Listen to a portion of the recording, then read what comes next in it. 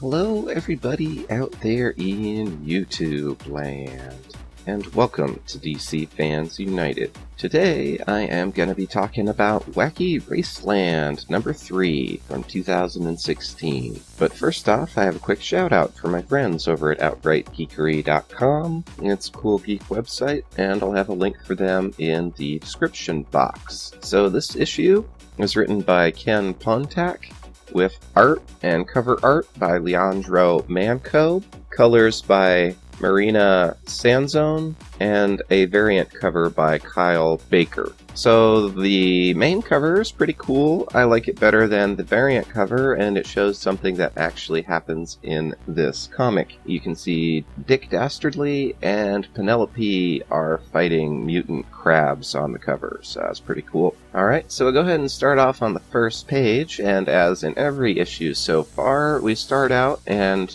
the racers are racing. So they're in a place called Big Sur, which is now known as Poseidon's Toilet because it's all ruined. So they're racing along, and usually in their conversations you get a little bit of an impression of like who they are as people. So Peter Perfect is talking, and it turns out he's Christian, and he is talking about when he used to go to church and stuff, and there's a back and forth between the different characters. Like there's a professor character who doesn't believe in that, and then Penelope says she believes in Zeus, which seems kind of random. And then we see this page, which is full page splash page, and then the announcer says, "All this talk about gods is amusing, but I think you need a little reminder of who's really throwing the thunderbolts around here." So I always like how they do this, where they show all of the racers, their cars, and their names. They've done this in every issue so far, so that's pretty neat. So what happens here, it looks like a big wave comes and hits the racers, and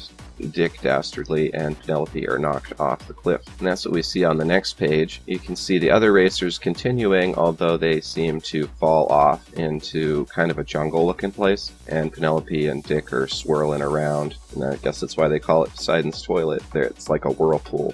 So then, on the next page, this is something I actually thought was kind of not great. I didn't like the art. So what these are is flashbacks, I guess, to Penelope's childhood, but it's kind of abstract because it's like ancient Greek mythology. So I think it's supposed to be her memories from a little girl. Anyways, she has an evil stepfather who is pictured as a cyclops and just doesn't go good. And so the main thing I don't like about that, though, is the art's really just subpar. It looks like it was drawn with crayon. And I get that it's supposed to be her memories as a little girl, but I still think they should have kept the art style. So we go back to the regular story. So we pick up back with the main part of the story, and there's this funny little bit where Dick Dastardly had to give Penelope mouth-to-mouth resuscitation, and she wakes up while that's happening and spits a bunch of seawater in his face and kicks him and stuff, and it's pretty funny, but he was actually trying to help her. So then we see all these giant mutant crabs come running towards them, and I do think the regular art, the art throughout this is pretty good.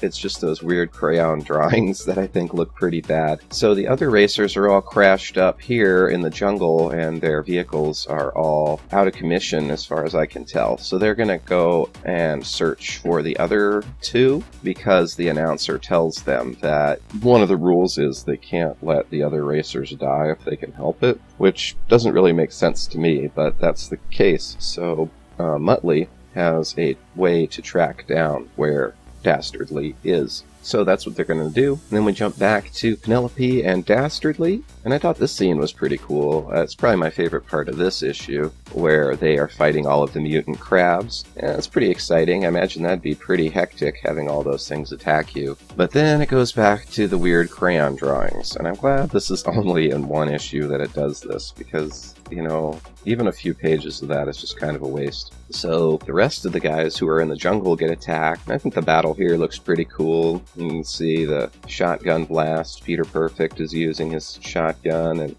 Lazy Luke and everybody. It's pretty good. So there's a few pages of that, and Penelope and Dastardly eventually defeat all the crabs, and then they are camped out overnight. They set a fire, and there's a little dialogue between them. You get a little humanization of the two characters. You have the flashback to the last issue where Dastardly let his wife and son die, and then we get the final flashback of Penelope's childhood, which is the crazy crayon drawings, and in this one she stabs the Cyclops, who's her stepdad, through the eye, and that's how that ends. And then it shows a giant wave hitting her island, and then you see a panel of like the real world where she was when the apocalypse or whatever happened that caused this whole wasteland that they're now in. And we jump back to the guys in the jungle. They're still fighting their way through, and they finally get their way out, and just in time too, because Penelope and Dastardly are about to be swept away by this enormous sea monster, which looks like a turtle to me. And I think the giant monster is what's causing the whirlpool. So the professor has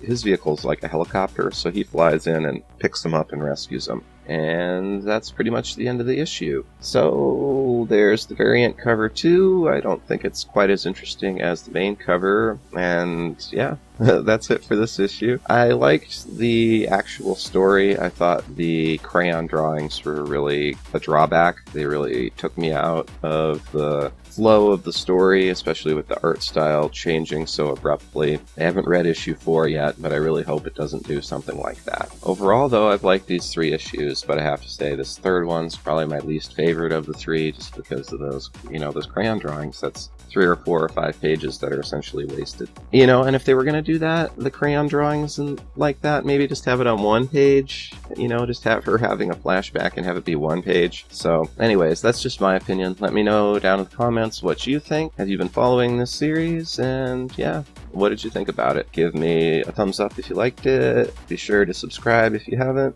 Be sure to hit the bell for notifications. And that's all for now. And as always, thanks for watching and being a part of DC Fans United. End of line.